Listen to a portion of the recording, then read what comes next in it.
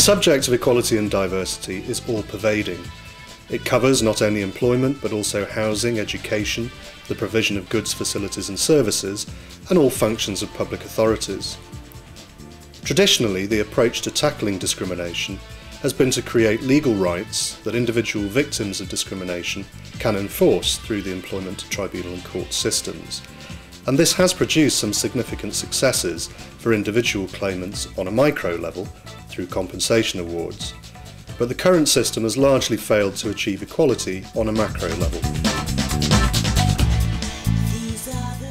Despite over 30 years of equality legislation, we still have a situation where full-time female employees earn 17% less per hour than their male colleagues, where among men, those from black or Asian groups have unemployment rates of between 13 and 14%, around 3 times the rates for white British men, and where there are around 1.3 million disabled people who want to work but who don't have a job. So what is equality? What is diversity? What are human rights and why promote them?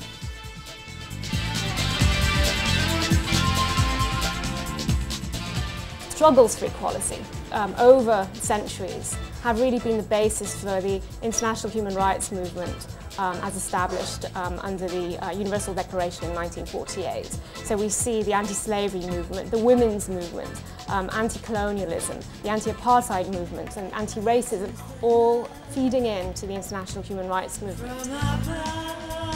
Equality and diversity are related, but you can have a diverse society which isn't an equal society. I think promoting diversity and promoting equality present really quite delicate problems. The idea of promoting equality or of equal opportunity, the ethos of equal opportunity is that people are judged on their individual merits. The ethos of diversity is that because you're a member of a group, you have certain characteristics which should be valued. Now there's a tension, quite a considerable tension I think, between these two concepts. Diversity is really a statement of fact.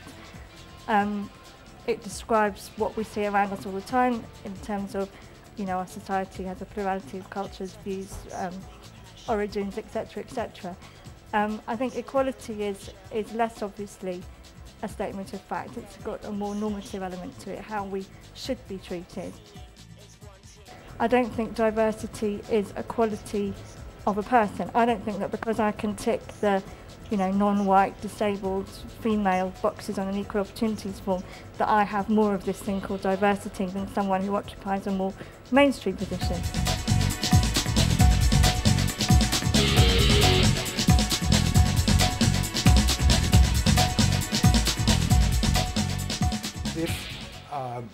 We are saying that because you are a woman, you bring certain attributes to a position, positive attributes, shall we say. How does that square with the idea of not stereotyping people on grounds of their sex? And indeed, when we come to consider race, it becomes a little more sinister even.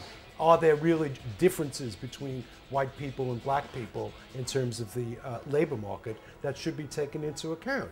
I think that, for me, the argument in favor of diversity is much more in terms of perception than actuality. It is very important for a business to reflect the diversity of its customers. It's important for courts to look like they're representing the users of the courts. But that's not to say that female judges will come down with different decisions than male judges.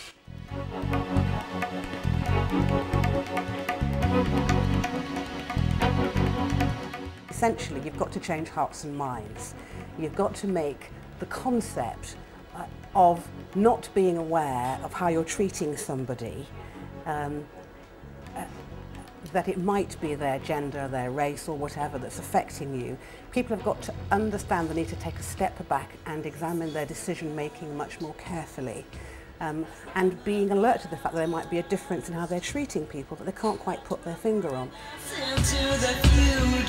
In the last financial year, there were 83,569 separate allegations of discrimination made against employers in the employment tribunal system. So is legislation and litigation the best way to promote equality and diversity? I think the legislation has changed things. I think legislation has considerably changed behavior, particularly if you're looking at a perspective of 30 years. Enormously changed behavior, and one simply has to just look around at the kinds of people who are involved in the legal profession, in the tribunal service, to see how much of a difference it's made. That's not to say that everything is rosy. A lot more needs to be done, but I think we also have to recognize that there's been a great deal of progress.